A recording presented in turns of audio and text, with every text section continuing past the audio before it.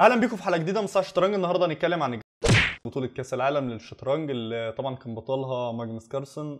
كان بيلعب جو كاش. فيلا نشوف المباراه. جو كاش هو اللي بالقطعه البيضاء، ماجنس كارلسن هو اللي بالقطعه السوداء. يبدا جو كاش بالدي 4، يرد عليه ماجنس كارلسن بالاف 6. بعد كده يطلع الابيض بالفيل في الاف 4. ده كده هيبدا افتتاحيه لندن سيستم. الفكره من افتتاحيه لندن سيستم تبدا بعد كده الاي 3، تطلع بالحصان، تطلع بالفيل، تقفل بالبدء ده، تلعب الحصان هنا. وده الانتشار بتاع لندن سيستم، ودي البدايه. فماجنس كارلسن قدامه حاجات كتير يقدر يلعبها. يقدر يلعب جي 6 وكده هيلعب كينجز انديا، يقدر يلعب الاي 6، يقدر يلعب الدي 6، يقدر يلعب الدي 5، يقدر يلعب حتى السي 6. ماجنس كارلسن قعد 5 دقايق بيفكر لحد ما اكتشف ايه هي النقله اللي هو هيلعبها، ولعب البي 6 عشان يخرج من اي تحضيرات ممكن الهندي محضرها له. فلعب نقله مش مشهوره قوي للندن سيستم، فلعب البي 6. بعد كده يطلع الابيض بالحصان في السي 3، يطلع بالفيل. زي ما انتم شايفين في ضغط كبير قوي في النقطه بتاعه الاي 4، فالابيض راح لعب الاف 3.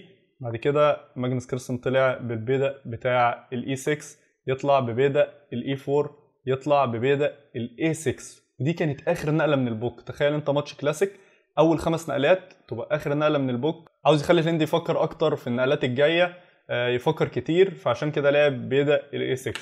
بعد كده الابيض طلع بالدي 2. الفكره الجايه طبعا اللي هو يبيت. ماجنس كارلسن طلع بالدي 5. الفكره الجايه اللي هو ياكل البدأ ده، او البدأ ده يتاكل بعد كده ياكل بالبدأ اللي موجود هنا. بس الابيض راح مبيت، راح ماجنس كارلسن طلع بالفيل في البي 4 مهدد الحصان. الابيض طلع بالاي 3. ماجنس كارلسن اكل، راح واكل. راح ماجنس كارلسن في النقله دي راح اكل البيدق اللي موجود في الاي 4. زي ما انتم شايفين الابيض عامل ضغط على النقطه دي. يقدر يلعب الفيل هنا، ويقدر مثلا ممكن تلعب الوزير، بس ساعتها هو ياكل بالوزير بعد كده انت تاكل بالفيل، فدي مش افضل نقله طبعا. اللي انت تكسر وزراء في بدايه الجيم في ماتش كلاسيك. فمثلا يقدر يلعب سي 7. الوزير هنا ما قداموش اي اماكن كتير يقدر يهرب منها. ما يقدرش يلعب هنا طبعا عشان الفيل مش افضل نقله اللي هو يلعب هنا. فافضل نقله ليه مثلا اللي هو يلعب في الحته دي. الفكره الجايه طبعا اللي هو ياكل البدء الموجود هنا، وساعتها هيكون كسب بدقين في بدايه الجيم. بس هو ما عملش ده. خاف مثلا لجناح الملك، يعني جناح الملك اللي موجود بتاعه ده يبقى عليه ضغط كبير. طبعا الفكره الجايه لماجنس كارلسن اللي هو يبيت، يلعب الطابيه هنا، يلعب الطابيه هنا، ويبدا هجوم طبعا على جناح الملك. هتنتهي الشمال. الاسود الابيض اقصد من غير اي تفكير، يعني ما فكرش كتير، ما لعبش حاجه زي كده، وراح مقدم البيدق في الدي 5. يروح ماجنس كارلسن يروح واكل البيدق اللي موجود في الدي 5. زي ما انتم شايفين في تكسير جامد في بدايه الجيم في ماتش كلاسيك.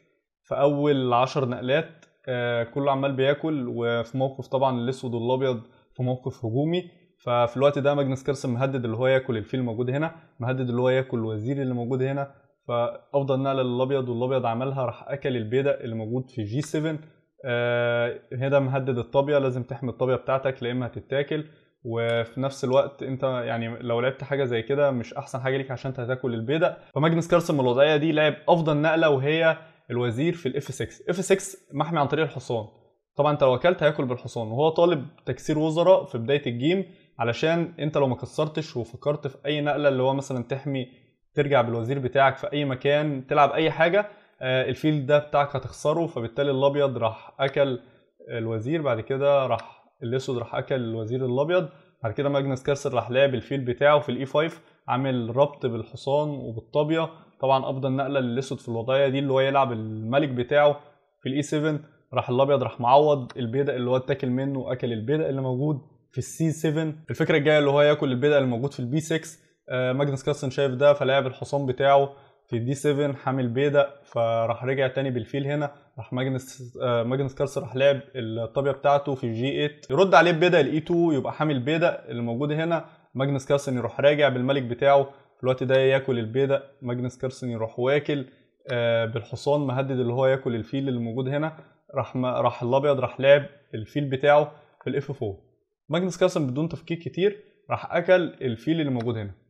طبعا الابيض في الوضعيه دي اكل الحصان بالبيدق، تمام. بس طبعا تعال نشوف اللاين الثاني اللي هو لو مثلا اكل الفيل اللي موجود هنا ومهدد الطابيه، ساعتها الطابيه هتتلعب في الاي 7 ومهدده الفيل. طبعا افضل نقله اللي انت في الابيض لو انت في الوضعيه دي اللي انت تاكل الحصان عشان ما تخسرش الطابيه بتاعتك. فبالتالي دي فعلا كانت هتبقى افضل نقله، وساعتها انت هتخسر، هياكل هنا، انت هتاكل، وساعتها يعني الموضوع ايكوال، تمام. هي نفس الفكره اللي هي اتلعبت، اللي هو الحصان بعد ما الفيل اتاكل راح اكل بالبيدق. نفس النظام اتلعب، راح اكل بعد كده ماجنس كارلسن الفيل اللي موجود هنا، اكل بالحصان، ده اكل البيدق، والابيض راح اكل البيدق اللي موجود في الاتش 7. نفس الفكره حصلت بس اختلاف اللعب يعني. يروح ماجنس كارلسن يروح لاعب الملك بتاعه في الاي 7، الابيض يروح لاعب الحصان بتاعه في الدي 4. هنا ماجنس كارلسن راح لاعب الحصان بتاعه في الاي 5. انت هنا تقول لي طب ليه مثلا ما ياكلش البيدق اللي موجود في جي 2؟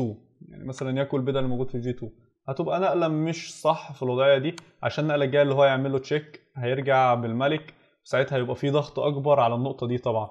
يعني انت تقدر تحمي البيدق ده ازاي؟ مثلا تقدر تقدم البيدق كده، ساعتها انت هتخسر اصلا هيعملك تشيك محمي عن طريق الحصان، متقدرش تيجي هنا بسبب الحصان فتتحرك هنا، ساعتها هتخسر الحصان بتاعك. وايه النقله التانيه اللي هو مثلا يروح مهدد الحصان اللي موجود هنا، ساعتها هياكل البيدق، هياكل الحصان وبعد كده ياكل الحصان، والاسود يروح واكل البيدق اللي موجود في السي 2. والموضوع هيبقى يعني متساوي، الا لو واحد مثلا عمل بلندر ويخسر مثلا بتشيك ميت في نقله واحده بس زي كده مثلا. فالابيض والاسود شايفين ده كله، وماجنس كارلسن شايف كل ده، فما اكلش البيدق على طول اللي موجود هنا، ولعب الحصان بتاعه في الاي 5. رد عليه الابيض ولعب الاي 1. ماجنس كارلسن راح طلع بالطابيه بتاعته في جي 4. طبعا هم طالبين تكسير حصينه في نهايه الجيم، فالابيض وافق بده وراح اكل الحصان الموجود في الاي 5. راح ماجنس كارلسن راح اكل الحصان الموجود في الدي 4. يروح الابيض يروح لاعب الطابيه بتاعته في الاي 2، ماجنس كارلسن يروح لاعب الطابيه بتاعته في الدي 8. الابيض طبعا يلعب اي نقله، يلعب كده يلعب كده يلعب كده يلعب اي نقله، ساعتها هيخسر بتشيك ميت في نقله واحده بس، فهو ياخد باله من حاجه زي كده، فهو شايف ده اصلا، فلعب البدء بتاعه في السي 3 علشان اي كش يقدر يتحرك ويقدر يهرب بالملك بتاعه في الخانات دي. تمام. فماجنس كارلسن راح لعب الاف 4، رد عليه بالملك، لعب الطابيه بتاعته في جي 8، رد عليه ببيدق في البي 4. بعد كده ماجنس كارلسن راح لاعب بيدق البي 5، يطلع بالملك في البي 3، يروح ماجنس كارلسن يروح لاعب جي 4، عامل طبعا ضغط اكبر على النقطه دي اللي موجوده في جي 2. يروح الابيض يروح لاعب الاف 1 الاف 2 اسف. فالاسود طبعا هنا تقول لي طب ما هي نفس الفكره موجوده، اقدر اكل البدء اللي هنا وهو ياكل مثلا وانا اكل، وساعتها الابيض هيكون في موقف مكسب، بس هو مش هياكل، هو هياكل البدء اللي موجود هنا بتشيك اجباري، لازم تتحرك في اي خانه من الخانات دي، ولو اتحركت في اي خانه ساعتها هيلعب حاجه زي كده وياكل البدء اللي موجود في الاس 3. تمام. او يفضل يعمل لك تشيك، يعني تشيك تشيك. تمام. فالاسود شايف ده طبعا الاسود شايف ده اول لما الطابيه اتلعبت هنا، وراح لعب الطابيه بتاعته في جي 7. في الوقت ده الابيض اكل الطابيه، راح ماجنس كارلسن راح واكل الطابيه، الابيض راح مقدم البيدق. طبعا انت الاسود لو اكل البيدق اللي موجوده هنا خلاص هيخسر، بس ماجنس كارلسن شايف ده اصلا، فراح مقدم البيدق الاف 5، راح اكل الابيض بالبيدق، راح اكل بالبيدق وكده منع ان الملك ده يتحرك في اي خانه من الخانات دي. في حاجات زي مثلا اللي انت تقول لي اللي انا اقدم البيدق اللي موجود في السي 4 دي نقله غلط، علشان هيعمل لك مثلا تشيك تقدر ترجع في اي مكان من الاماكن دي مثلا، ساعتها هو ياكل البدء بتاعك. تمام. والفكره الجايه اللي هو يروح حاطط الطابيه هنا وياكل البدء التاني. وفي برضه فكره، يعني في فكره لو مثلا بعد ما اقدم البدء هنا اللي هو بعد ما يعمل لك تشيك تروح انت طالع بالطابيه كده مثلا، ساعتها هو ياكل انت تاكل، وبعد كده هو ياكل وانت هتاكل، وهتبقى انت عندك في بدء هنا سالك، والموضوع برضه هيبقى ايكوال. تمام. بس طبعا الابيض ما قدمش البدء الموجود هنا، خاف من اي حاجه وراح لاعب الطابيه بتاعته في الاي 2. يروح ماجنس كارلسن يروح لاعب جي 5. جي 5 هنا الانجن جاب اللي هو ماجنس كارلسن اضاع فرصه اللي هو يكسب، فدي حاجات حوارات انجن يعني، وكان جايب اللي هو افضل نقله اللي هو يحرك الملك بتاعه في الدي 6. يعني انت شايف حاجه طفيفه، يعني حاجه صغيره جدا، عشان افضل نقله للابيض اللي هو يلعب الطابيه بتاعته هنا مثلا، وبعد كده يقدم الملك، وبعد كده يفضل يقدم في البدائين اللي موجودين هنا. بس ماجنس كارلسن شايف كل ده برضه، وهو هيعمل نفس الحركات دي، بس اول حاجه عملها طبعا اللي هو راح لاعب الطابيه بتاعته في جي 5. الابيض عمل تشيك في الاي 7، اتحرك بالملك، راح الابيض راح رجع تاني علشان يبدا يحمي البيدق اللي موجود هنا عشان ما يخسروش، عشان البيدق ده هو اللي مانع ان البدائين دول يتقدموا اللي هو طبعا يرقوا يعني. فالابيض هو متمسك بالبدء ده جدا، فراح ماجنس كارلسن قدم البيدق، حرك الطابيه هنا، ما عندوش اي افكار، يعني الابيض ما عندوش اي افكار من الوضعيه دي، هو ما يعرفش اصلا يتحرك بالملك بسبب البيدق اللي موجود هنا، بيدق خنيق مانع ان الملك يتحرك، الملك يرجع لورا، يروح الملك يتقدم. طبعا الافكار الجايه هيفضل الملك يتقدم ويقدم البادئ بتاعته لحد ما يرقي، يحرك الملك في البي 2 زي ما قلنا، ما عندوش اي افكار، يروح لاعب الملك بتاعه في الدي 5. بعد كده الطابية في الدي 2 يعمل تشيك، يقرب هنا يطلع بالملك يقدم البيدق، يعمل له تشيك، يرجع بالملك، يروح طالع هنا يروح مقدم البيدق، طبعا يروح عامل له تشيك تاني، يطلع بالملك فوق، يروح واكل البيدق. مش مهم البيدق، كده كده انا عاوز ارقي. وراح لاعب الاي 3، قدم عمل تشيك للملك، راح مقدم الملك، عمل له تشيك تاني، راح مقدم الملك، راح رجع هنا، راح مقدم البيدق. طبعا في الوضعيه دي الهندي استسلم، الابيض استسلم، علشان هو مهما عمل يعني مثلا هيعمل له كده، انت ما تقدرش تتحرك هنا بسبب البيدق صح، وساعتها هتتحرك هنا. فافضل نقله ليك من الوضعيه دي اصلا اللي انت تروح مضحي بالطابيه بتاعتك، ساعتها هو يروح واكل الطابيه. والنقلات الجايه طبعا للاسود اللي هو يعني مثلا يلعب حاجات زي كده، تمام، هتقدم البيدق، هروح لاعب لك الطابيه، هتقدم ايا كان اللي هيحصل، هيروح واكل، هتقدم تاني مثلا بتلعب تشيك، هيتحرك هنا.